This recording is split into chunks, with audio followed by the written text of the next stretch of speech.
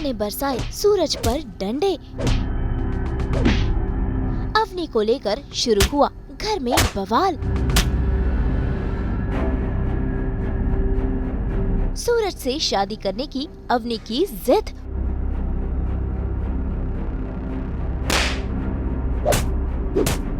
दंगल TV के serial पति ब्रह्मचारी में अवनी अब सूरज की जिम्मेदारी बनकर घर पर आ गई है और ऐसे में ये बात ताई जी को बिल्कुल भी पसंद नहीं आई है। वो देखिए कैसे सूरज को कोस रही है और इन सब का इल्जाम सूरज पर ही लगा रही है।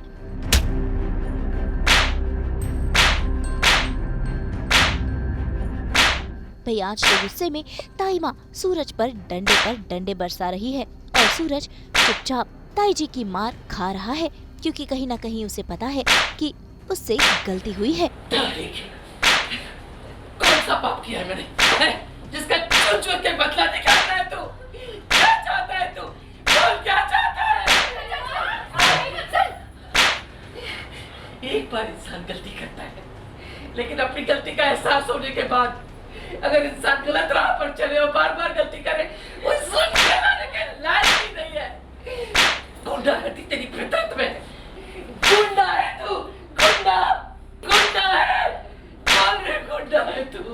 मेरी बहू ने तुझे आईएएस बनाया इतनी मुश्किल से और तू फिर से गुंडा बन गया। कानून को अनदेखा किया और उसका नतीजा देख। आज एक घर का शराब बुझ गया रे। मैं तेरी हर गलती माफ कर सकती हूँ, लेकिन एक लड़की की मौत और एक लड़की की बर्बाद जिंदगी इसके लिए कभी माफ निकल।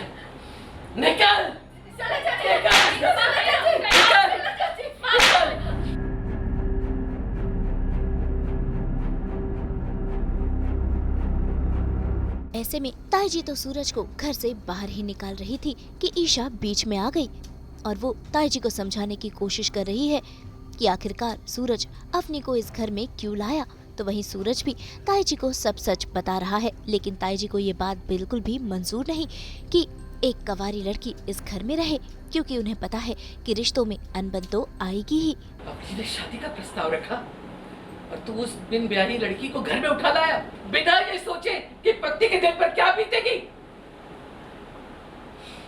दूसरी औरत को घर में लाने का दर्द औरत कैसे झेलती है ये तू क्या समझेगा? मुझसे पूछ। तेरी सारे पाप भुला के ये ईशा तेरे लिए सावन का व्रत रख रही है और तू क्या कर रहा है? उस अनजान पराई लड़की को उठा के ले आया, उसकी जिम्मेदारी भी उठा रहा है। आप गलत समझ रहे हैं। इस वक्त उस लड़की को सहारे और सुरक्षा की बहुत ज्यादा जरूरत है, इसलिए मैंने उसे छत दिया। बस मदद करने के लिए हाथ बढ़ाए जाते हैं, हाथ काट के दे नहीं दिए जाते। उस लड़की को आश्रम में रख, होटल में रख या पुलिस स्टेशन में, इस घर के नीचे नहीं रह सकती।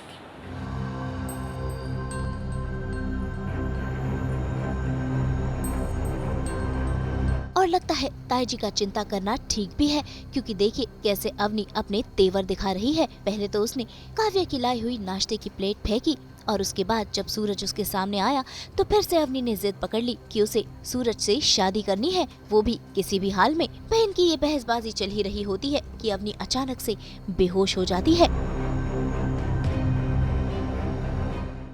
दादा भाई, क्या फैसला किया आपने? मुझे अभी बताइए।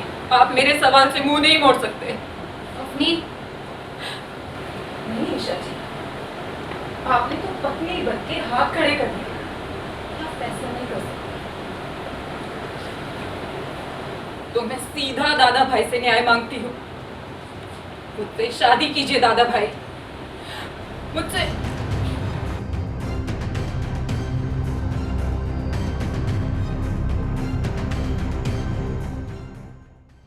सिंपल सी बात है कि एक हस्बैंड है जिसने एक किसी अननोन लड़की को पनाह दिया है अपने ही घर में, और वो लड़की ये भी बोल रही है उसी घर में रह के मेरी शादी कुछ भी करके दादा भाई से करवा दो, मैं तुम दोनों के बीच में कोई भी डिस्टर्बेंस नहीं क्रिएट करूँगी। वो ईशा जी को ये भी बोलती है कि तुम दोनों साथ में रहो, मुझे कोई प्रॉब्लम नहीं है, बस मेरी शादी करा दो, मैं घर के एक कोने में पड़ी रहूँगी।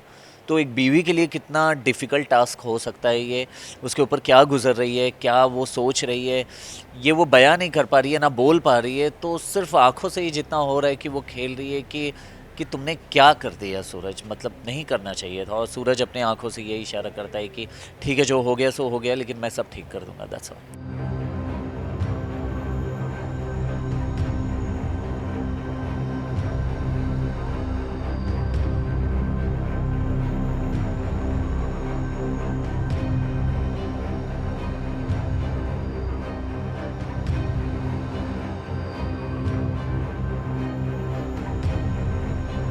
तो भाई अब देखना होगा कि सूरज और ईशा मिलकर कैसे अवनी की इस सिचुएशन को हैंडल करते हैं, और क्या इस वजह से सूरज और ईशा के रिश्ते में दरार पड़ जाएगी। ये देखना होगा काफी दिलचस्प। मुंबई से कुणाल उपाध्याय के साथ ब्यूरो रिपोर्ट।